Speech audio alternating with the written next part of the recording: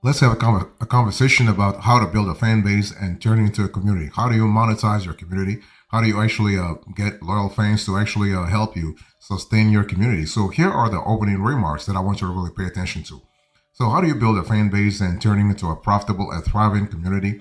Well, first thing first, while building a fan base is only the beginning, that's because if you are actually thinking about your online community from a scalability point of view, you have actually the ability to monetize not only when it comes to a subscription, but you have events, you have courses, you have all kinds of possibilities when it comes to revenue generation. So the reality here is that building a fan base might seem like it equates to success. Just because someone has a big audience doesn't mean that those people are actually invested in the brand. So take a moment and think about who you follow on social media. Then think about why you started following them in the first place. What have you actually come to realize with your interaction with that person?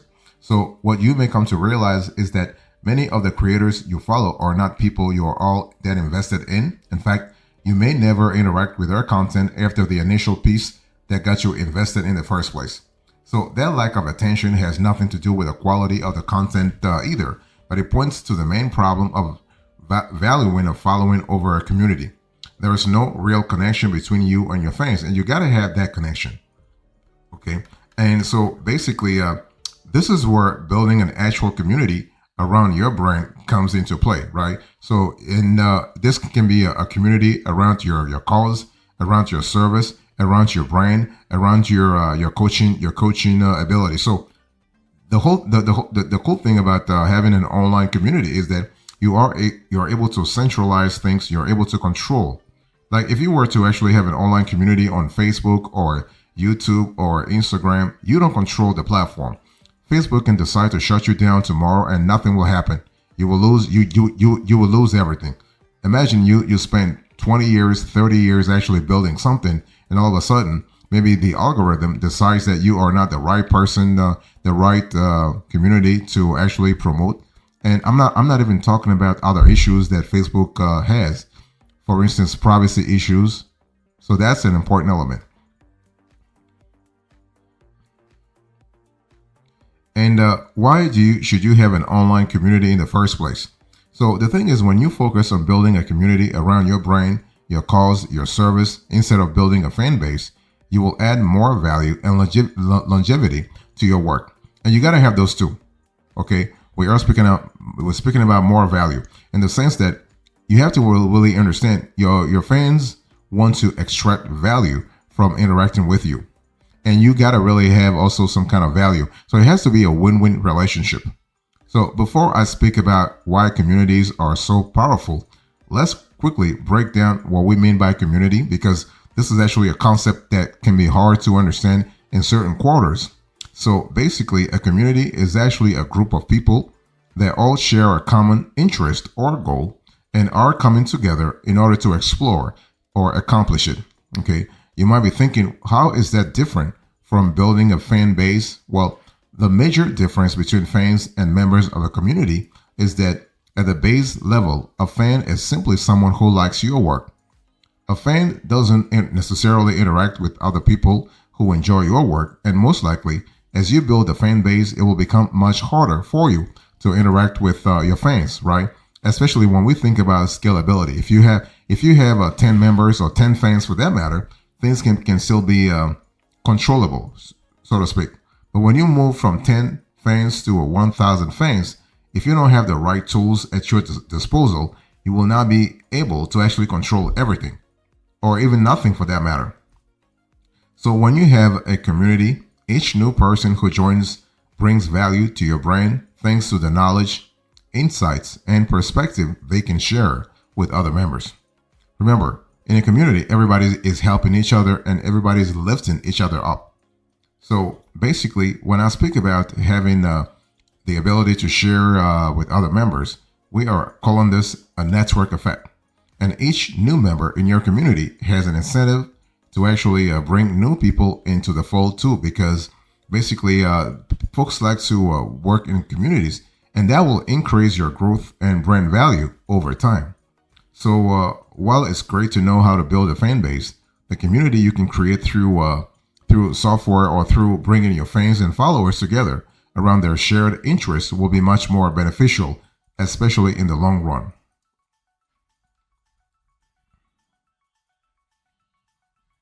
So let me give you the tactics here. How do you create a community for your growing fan base? Let's have a clear idea about that. And so first thing first, you got to have a clear purpose. Okay. Without a purpose, you're not going anywhere. A purpose actually is your GPS. A purpose is your canvas. A purpose is actually the facilitator that will help you grow over time. The purpose is actually the common denominator that will actually coalesce. I mean, around which all your fans will coalesce. So, what you will realize as you complete the steps I've been giving you to this conversation is that learning how to build a fan base and creating an online community both have similar goals in mind. No matter what your brand is all about, having a clear, big purpose should be the first thing that you want to nail down, and you got to really nail it down. And I'm speaking here about clarity. You want to have transparency. If you are unfamiliar with what we are saying here, your big purpose is actually what's driving you. It's actually the motivation behind your community. It's actually the fulcrum upon which you are building something. It should be something that can only be achieved if you bring together your fans in a full-fledged community. Okay, and so one obstacle you'll actually run into probably is that how you convince your fan base that transitioning to a dedicated community space is worth it. Okay, so that's something to really think about. And so when you build a fan base, it's all about showing people how great your work is in hopes of them following your journey. But when you come up with your big purpose, you are showing your fans while transitioning into an online community will help them achieve something they couldn't on their own. Remember, you have to show people what kind of value you can add to them. It's all about value adding. It's not about what you can extract. What you can extract from your fans is what you can give them. What value you can actually, what value you have for them. That's how they're going to follow you in the first place anyway.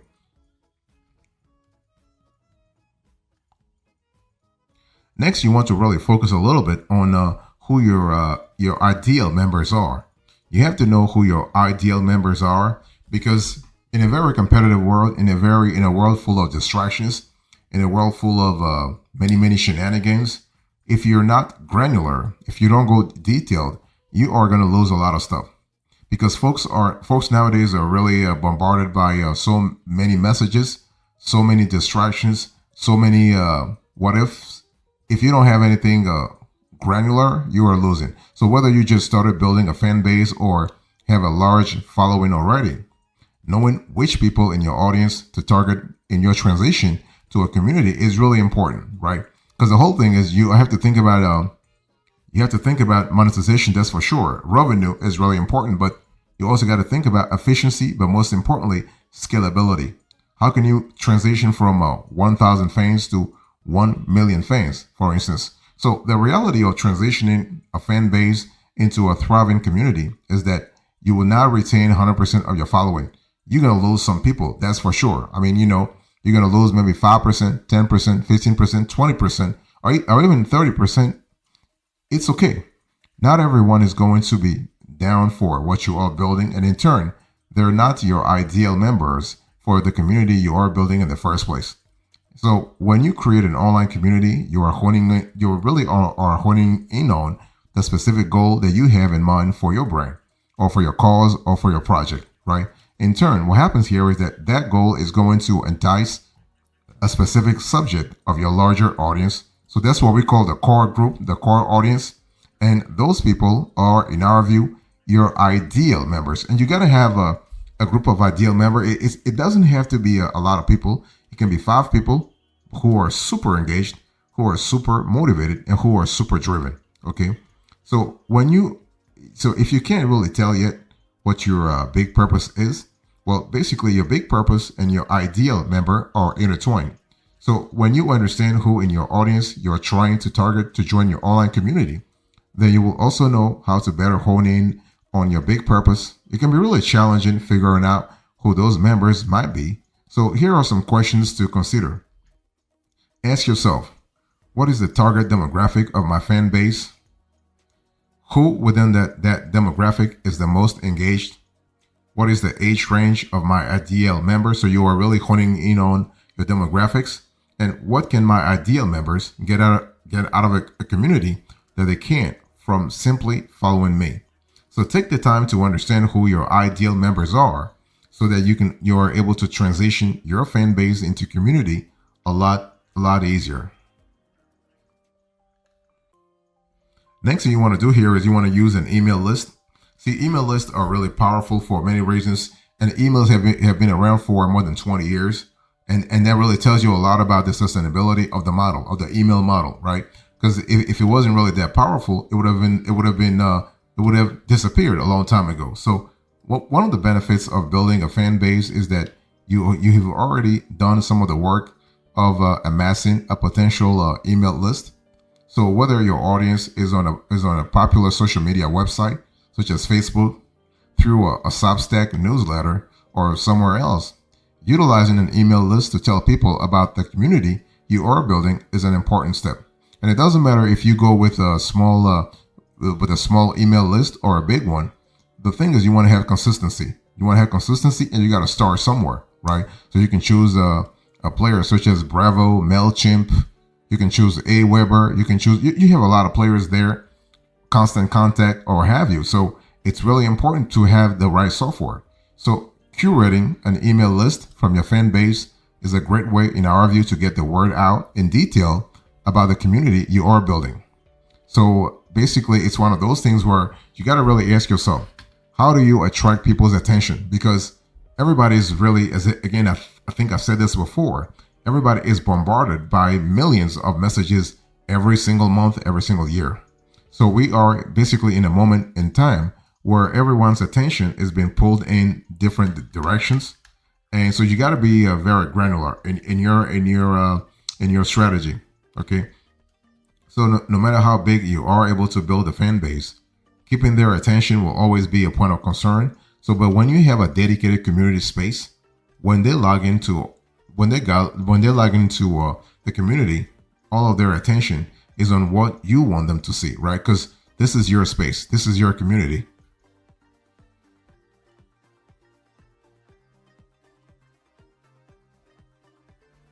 Next, you want to choose an online community platform. So if you're trying to build a fan base and turn it into a community platform, you got to have the right platform. Okay. And so we are speaking about what? We're speaking about where you are going to host your online community. We're speaking about where you are going to strategize around your engagement.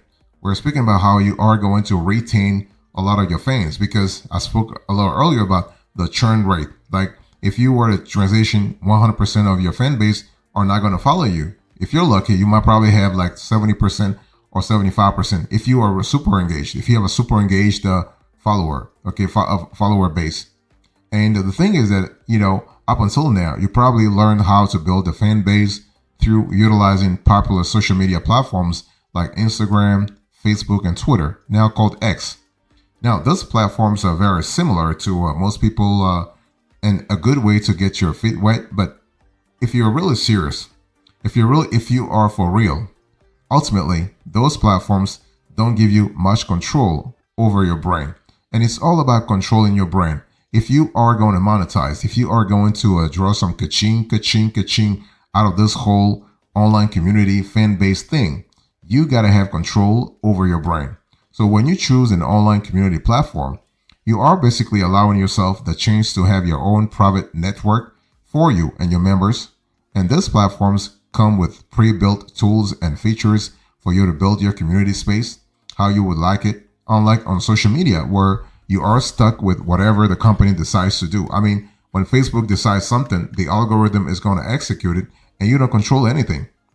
So, and if you are curious about what factors to consider when picking a platform, here are a few important questions to think about. Does the platform have both web and native mobile apps for your members to use to access your community? Will the platform allow you to create your community all under your own branding? Again, branding is really quintessential. Does the platform have native features so you're not stuck juggling multiple integrations and platforms. Does the platform have an easy setup process to get members onboarded to your community?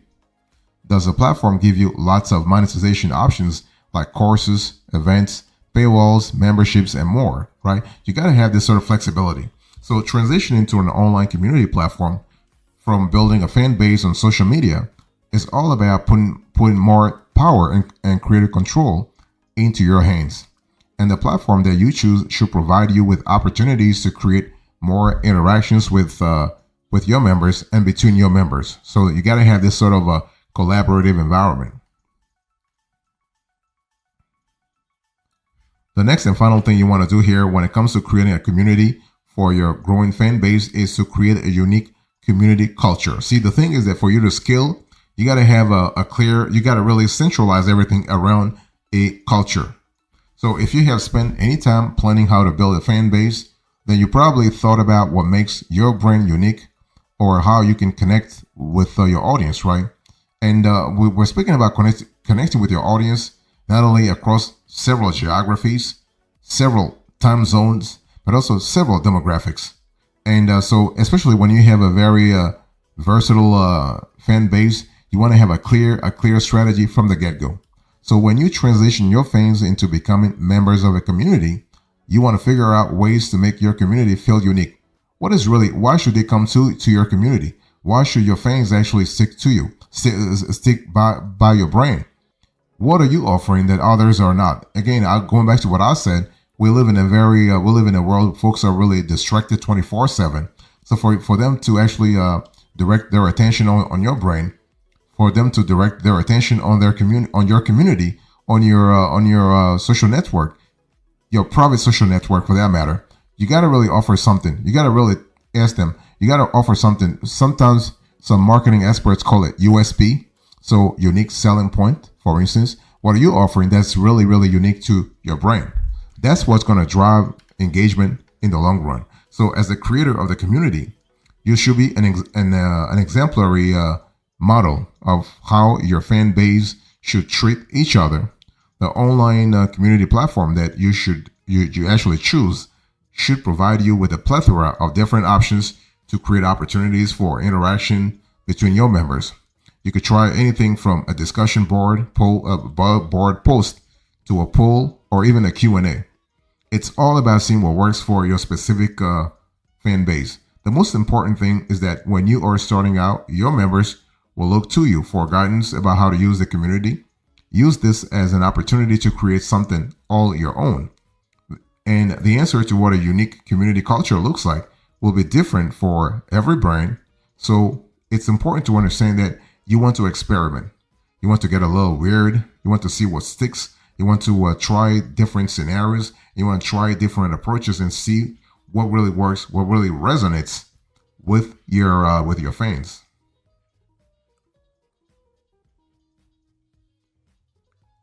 So here's a quote here. Into this conversation, I spoke to you about how to build a fan base and turn it into a community.